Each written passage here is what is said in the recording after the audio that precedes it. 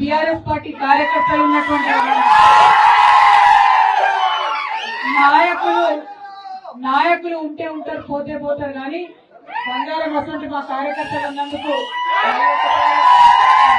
తెలియజేస్తాను. మరి ఈ ఉత్సాహాన్ని, స్ఫూర్తిని మనం ఇలాగే కొనసాగించాలి. ఎందుకంటే బాన్స్వాడ ప్రజలు ఎంత గొప్పవారంటే, ఉమ్మడి ఆంధ్రప్రదేశ్ లో ఒక చరిత్ర ఉండే. ఏంటది? ఎవరైతే స్పీకర్ గా ఉంటారో వాళ్ళు ఓడిపోతారని ఒక చరిత్ర ఉండే. కానీ బాన్స్వాడ ప్రజలు పట్టుబట్టి స్పీకర్ గా ఉన్నా కూడా సరే మేము గెలిపిస్తామని చెప్పి ఆనాడు బీఆర్ఎస్ పార్టీ నుండి పోచారం శ్రీనివాస్ రెడ్డి గారిని గెలిపించడం జరిగింది. అంటే ఉమ్మడి ఆంధ్రప్రదేశ్ చరిత్రను తిరగరాసినటువంటి బాన్స్వాడ ప్రజలందరికీ కూడా ధన్యవాదాలు తెలియజేస్తా ఉన్నాను.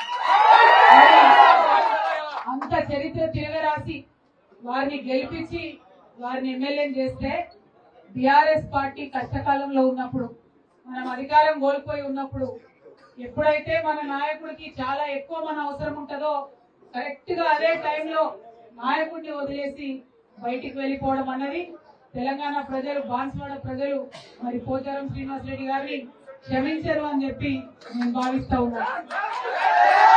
వారికి ఏం తక్కువ చేసినాం? వారికి బాన్స్వాడలో స్వతంత్రం వచ్చినప్పటి నుంచి ఎన్నడూ రానటువంటి నిధులు మనం తెచ్చుకున్నాం. ఒక వరదలవ నిధులు తెచ్చుకున్నాం. నా దగ్గర మొత్తం లెక్కపత్రం అంతా కూడా ఉన్నది. ఇన్ని నిధులు ఏ నియోజకవర్గానికి కూడా వచ్చిండవు. ఒక ముఖ్యమంత్రి గారి నియోజకవర్గానికి ఏ స్థాయిలో అయితే నిధులు ఇవ్వడం జరుగుతుందో అదే స్థాయిలో బాన్స్వాడకు నిధులు ఇచ్చినటువంటి మహా వ్యక్తి కేసీఆర్ గారు. కేసీఆర్ గారు స్వతంత్రంలో ఎన్నడూ రామని నిధులు ఇస్తే కూడా మరి ఇంకా ఏదో నిధులు కావాలని చెప్పి, ఇంకా నిధులు తీసుకొస్తామని చెప్పి పోచారం శ్రీనివాస్ రెడ్డి గారు వెళ్ళినారు. ఇవాళ నేను బాన్స్వాడ గడ్డ నుండి పోచారం శ్రీనివాస్ రెడ్డి గారిని, పెద్దల్ని, వారిని ప్రశ్నిస్తా ఉన్నాను. 10 సంవత్సరాలలో కేసీఆర్ గారు 10,000 కోట్ల రూపాయలను బాన్స్వాడకి ఇవ్వడం జరిగింది. అంటే సంవత్సరానికి దాదాపు 1000 కోట్ల రూపాయలు. మరి పోచారం శ్రీనివాస్ రెడ్డి గారిని నేను ప్రశ్నిస్తా ఉన్నా. ఇవాళ మీరు కాంగ్రెస్ పార్టీకి పోయినరు, నిధులు వస్తాయి, అధికారం ఉందని పోయినరు. మరి సంవత్సరానికి 1000 కోట్ల నిధులు కాంగ్రెస్ పార్టీలో మీరు తీసుకొని రాగలుగుతారా అని నేను మీకు ఛాలెంజ్ చేసి అడుగుతా ఉన్నా. మీరు కాంగ్రెస్ కు పోయినరు అంటే ప్రజలకు మంచి జరగాలి. మీరు కాంగ్రెస్ పోయినరు అంటే మీ మీద నమ్మకం పెట్టుకుని గెలిపించినటువంటి కార్యకర్తలకు న్యాయం జరగాలి. కానీ వాళ్ళ మీరు ఎందుకోసం కాంగ్రెస్ పోయిందని బాన్స్వాడ ప్రజలు ఆలోచనలో పడ్డారు. మీరు కాంగ్రెస్ పార్టీ పోయి 6 నెలలు దాటిపోయింది. కానీ ఈ 6 నెలల్లో బాన్స్వాడలో ఏమీ కూడా జరగలేదు. అంతకుముందు 30,000 కేసీఆర్ కిట్ తీసుకున్నాం. మనం ఆడపిల్లల డెలివరీ అయితే 30,000 కేసీఆర్ కిట్ తీసుకున్నాం.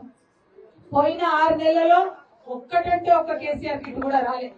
మరి ప్రజలకు ఏం ఒరగనప్పుడు మీరెందుకు పార్టీ మారినట్టు అని చెప్పి ఇవాళ పోచారం శ్రీనివాస్ రెడ్డి గారిని మేము ప్రశ్నిస్తా ఉన్నాం. మీ అందరికీ తెలిసిందే, బాన్స్వాడ మున్సిపాలిటీకి కేసీఆర్ గారు 650 కోట్ల రూపాయలు ఇచ్చి అభివృద్ధి చేయడం జరిగింది. అట్లనే ఆనాడు పోచారం శ్రీనివాస్ రెడ్డి గారిని లక్ష్మీపుత్రుడుగా అభివర్ణించి రైతులకు రైతు బంధు పథకం పెట్టింది కాబట్టి ఆ పని వారి చేతి మీదుగా జరుగుతా ఉంది కాబట్టి వారికి అంత గౌరవం కేసీఆర్ గారు ఇవ్వడం జరిగింది. మరి వారి కోరిన మీదట ఆనాడు ఏం చేసినాం? మనం నసరులాబాద్ మండలం చేసుకున్నాం, చెందూరు మండలం చేసుకున్నాం, మోసరా మండలం చేసుకున్నాం, రుద్రూర్ మండలం చేసుకున్నాం, పోతంగల్ మండలం చేసుకున్నాం. ఏ మండల కేసీఆర్ గారు ఏదైతే చిన్న వినతి పత్రం పోచారం శ్రీనివాస్ రెడ్డి గారు ఇచ్చినా దాన్ని ఇమీడియట్ గా శాంక్షన్ చేసి ఇచ్చారు. ఎందుకోసం? బాన్స్వాడ ప్రజల కోసం. మరి ఇవాళ ఆ ప్రజలకు పనికి రాకుండా మీరు పార్టీ మాటం ఎందుకని మేమందరం కూడా మిమ్మల్ని ప్రశ్నిస్తా ఉన్నాం. అదే విధంగా మీకు తెలుసు, పరిపాలనలో అనేకమైన కార్యక్రమాలు మనం చేసుకున్నాం.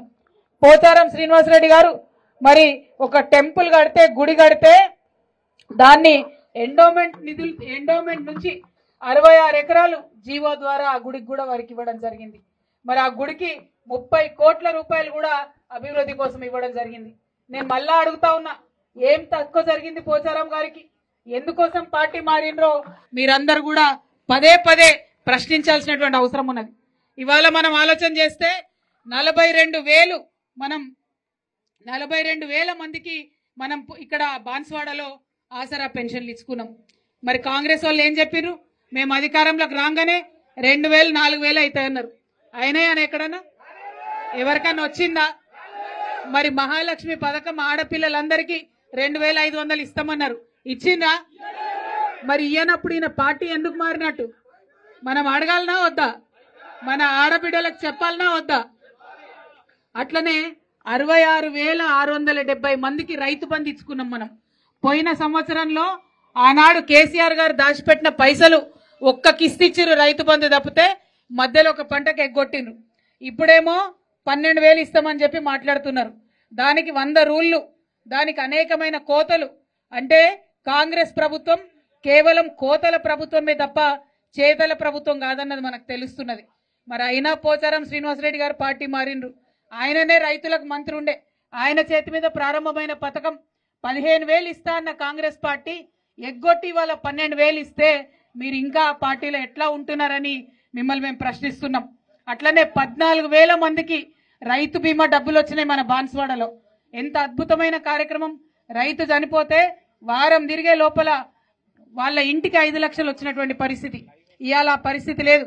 నెల గడిచిపోతున్నా అడిగేటటువంటి దిక్కు లేదు. మరి అదేవిధంగా గొర్రెల పంపిణీ 7,500 మందికి వేసుకున్నాం. మరి ఈ గవర్నమెంట్ రాగానే 2వ విడత ఇస్తామని చెప్పి మాట ఇచ్చిండ్రు ఒకవేళ అధికారంలోకి వస్తే, కానీ రాగానే ఎగబెట్టినటువంటి పరిస్థితి.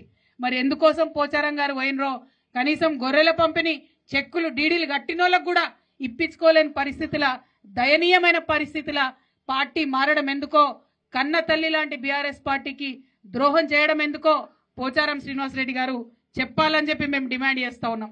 ఇక మీకు తెలుసు మన మత్స్యశాఖలో చేపలు పట్టేటటువంటి గూండ్ల సోదరులు, బెస్త సోదరులు, గంగపుత్రులు ఉంటే 250 చెరువులు మన నియోజకవర్గంలో ఉంటే ప్రతి చెరువులో ఉచితంగా ఫిష్ ఫీడ్ పోసినాం మనం. ఇవాళ పోసిన వాళ్ళు మొన్న తూతూ మంత్రంగా 20% చెర్లలో కూడా కనీసం ఫీడ్ పోయినటువంటి పరిస్థితి ఉన్నది. మరి ఎందుకున్నారా పార్టీల పోచారం శ్రీనివాసరెడ్డి గారే ఆలోచన చేసుకోవాలి. అదేవిధంగా మరి 11,000 డబుల్ బెడ్రూమ్ ఇండ్లు మనం బాన్స్వాడకి ఇచ్చుకోవడం జరిగింది. 1 కాదు 2 కాదు 11,000 డబుల్ బెడ్రూమ్ ఇండ్లు మనం బాన్స్వాడకి ఇచ్చుకోవడం జరిగింది. మరి ఇంత అభివృద్ధి జరిగిన తర్వాత దీనికన్నా ఎక్కువ ఏం అభివృద్ధి చేస్తా అని ఇవాళ పోచారం గారి పార్టీ మారినరు. మరి ఛాలెంజ్ చేస్తా ఉన్నాం మనం. మరి ఇంతకన్నా ఎక్కువ అభివృద్ధి వారు చేసి చూపించాలని కూడా మేము డిమాండ్ చేస్తా ఉన్నాం. ఇవాళ మనం అక్కడి నుంచి వస్తా ఉంటే, ర్యాలీగా వస్తా ఉంటే ఆటో సోదరులందరూ కూడా పెద్ద ర్యాలీగా స్వాగతం తీసుకొని వచ్చినారు. ఆటో సోదరులందరికీ కూడా మనస్ఫూర్తిగా నేను ధన్యవాదాలు తెలియజేస్తా ఉన్నాను. మరి వారికి కాంగ్రెస్ పార్టీ ఎన్నికలలో వాగ్దానం చేసింది, మేము మహిళలకు ఉచిత బస్సు పెడితే ఆటో వాళ్ళకు ఒకవేళ ఇబ్బంది అవుతుంది కాబట్టి మేము 12,000 ఇస్తాం సంవత్సరానికి అని చెప్పిర్రు. మరి ఆ 12,000 సంగతి ఏంది అని ఇవాళ బాన్స్వాడ నుండి మేము ప్రభుత్వాన్ని ప్రశ్నిస్తా ఉన్నాం. పోచారం శ్రీనివాసరెడ్డి గారికి చెప్తా ఉన్నాం, మీరు ఆటో వాళ్లకు 12,000 తీసుకొచ్చేటటువంటి ప్రయత్నం చేయండి. ఆ దోకేబాస్ కాంగ్రెస్ పార్టీ చేస్తుందా లేదా మీకన్నా తెలుస్తుందని చెప్పి డిమాండ్ చేస్తా ఉన్నాం. అట్లానే మీ అందరికి కూడా తెలుసు, మరి రైతులంటే కేసీఆర్ గారికి పంచ ప్రాణాలు. వారి కోసం ఈ నియోజకవర్గంలో సిద్దాపూర్ రిజర్వాయర్ ను, అట్లనే చందూర్ లిఫ్ట్ ఇరిగేషన్ ని, అట్లనే జాకోరా లిఫ్ట్ ఇరిగేషన్, ఇవన్నీ కూడా మనం శాంక్షన్ చేసుకోవడం జరిగింది.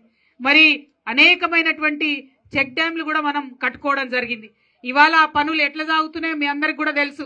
జాకోరా ఏదైతే కొనసాగేటటువంటి పనులు మరి పెండింగ్ లో పెట్టినటువంటి పరిస్థితి, ఆగిపోయినటువంటి పరిస్థితి. సంవత్సర కాలంగా కాంగ్రెస్ ప్రభుత్వంలో ఏ ఒక్క దగ్గర కూడా ఊర్లో కావచ్చు, డ్యాంలో కావచ్చు, ఒక తట్ట మట్టి కూడా ఎత్తిపోయలేదు. మరి అటువంటి పార్టీకి ఎందుకు పోయినట్టో పోచారం శ్రీనివాసరెడ్డి గారు బాన్స్వాడ ప్రజలకు జవాబు చెప్పాలని చెప్పి మేము డిమాండ్ చేస్తా ఉన్నాం.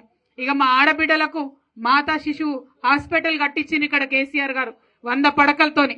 దానికి ఎప్పుడు కూడా జాతీయ స్థాయిలో నంబర్ 1 హాస్పిటల్ కింద అవార్డు వచ్చింది. ఉమ్మడి నిజామాబాద్ జిల్లాలో అన్నిటికన్నా ఎక్కువ బాన్స్వాడలో పెద్ద ఎత్తున డెలివరీలు జరిగినాయి. కానీ ఈ సంవత్సర కాలంగా ఏం జరుగుతుంది? ఎట్లుంది హాస్పిటల్? మళ్ళా ప్రైవేట్ హాస్పిటళ్లకు డెలివరీకి పోవాలా, ఇల్లు గుల్ల కావాలి, అటువంటి పరిస్థితి అవుతుంది. మరి ఎందుకోసం పోయినట్టు పోచారం శ్రీనివాసరెడ్డి గారు? మా ఆడబిడ్డలు బాధ పెట్టడానికా, మా పేద ప్రజల ఇల్లు గుల్ల చేయడానికా అని చెప్పి మేము డిమాండ్ చేస్తా ఉన్నాం. మరి కనీసం ఈ కాంగ్రెస్ ప్రభుత్వం మనం పెట్టినటువంటి పాఠశాలలు గురుకులాలు అది మైనారిటీ టిమ్రిస్ కావచ్చు, బీసీ గురుకులాలు కావచ్చు, ఎస్సీ ఎస్టీలై కావచ్చు, వాటి నాణ్యత తగ్గించి పిల్లలందరూ కూడా తిండి సరిగా లేక ఇబ్బంది పడుతున్నటువంటి పరిస్థితి. మనం పెట్టినప్పుడేమో మైనారిటీలకు 408 స్కూళ్లు పెట్టినాం, అద్భుతంగా పనిచేసినాం. ఇవాళ అవేవి లేవు. మరి కనీసం కరెంటు సంగతి మీరు చూస్తే ఆడ మాట్లాడదామంటే మనకు మైక్ కూడా పనిచేయని పరిస్థితి. మనం వస్తుంటే తోవాలంతా కరెంటు తీస్తామని చెప్తున్నటువంటి పరిస్థితి. ఈ కాంగ్రెస్ ప్రభుత్వంలో కరెంటు కూడా లేదు. కానీ మనం ఆనాడు ఎన్ని సబ్ స్టేషన్లు ఇచ్చినాం మీ అందరి కళ్ళ ముందు ఉంది. బాన్స్వాడ ప్రజలందరికీ కూడా తెలుసుంది. మరిగా అభివృద్ధి బాగుండే, డబ్బులు వరదలా వచ్చే, స్వతంత్ర భారతదేశంలో ఎప్పుడు రానన్ని నిధులు బాన్స్వాడకు వచ్చే, బాన్స్వాడ బంగారు వాడగా మారే. ఇక మరి మీకెందుకు పోచారం శ్రీనివాసరెడ్డి గారు మీరెందుకు పార్టీ మారిందన్నటువంటి విషయాన్ని ఇక్కడ బాధతో, ఆవేదనతో, ఆక్రోశంతో బీఆర్ఎస్ పార్టీ కార్యకర్తలు మిమ్మల్ని ప్రశ్నిస్తా ఉన్నారు. దీనికి మీరు జవాబు చెప్పాలని చెప్పి మేము డిమాండ్ చేస్తా ఉన్నాం. అదేవిధంగా బీఆర్ఎస్ పార్టీ కార్యకర్తలందరూ కూడా నేను మీకు పిలుపునిస్తా ఉన్నాను. కేసీఆర్ గారు ఎప్పుడు ఒక మాట చెప్తారు, నాయకులు ఉంటే ఉంటారు, పోతే పోతారు, కేవలం ప్రజలు మాత్రమే నాతో ఉంటారని చెప్తారు. ఇవాళ బీఆర్ఎస్ పార్టీతోని ప్రజలు ఉన్నారు, బీఆర్ఎస్ పార్టీతోని కార్యకర్తలు ఉన్నారు. మనందరం మళ్ళా చలిచీమల దండు కదిలినట్టు కదులుదాం, బాన్స్వాడలో మళ్ళా గులాబీ జెండాను ఎగిరేద్దాం అని చెప్పి మీ అందరికి కూడా తెలియజేస్తూ, ధైర్యం కోల్పోవద్దు. ఎమ్మెల్యే పోతే పోయిన ఇబ్బంది లేదు, మీకు నేనున్నా, నేను కూడా ఎమ్మెల్సీనే. ఉమ్మడి నిజామాబాద్ జిల్లాకు నేను ఎమ్మెల్సీని. తప్పకుండా ఏ చిన్న కార్యక్రమం ఉన్నా, పెద్ద కార్యక్రమం ఉన్నా నేను కూడా బాన్స్వాడకు వస్తా. మళ్ళా బాన్స్వాడలో గులాబీ జెండా ఎగిరేంత వరకు కూడా విశ్రమించనని కూడా మీ అందరికి తెలియజేస్తా ఉన్నాను. Thank you. జై తెలంగాణ.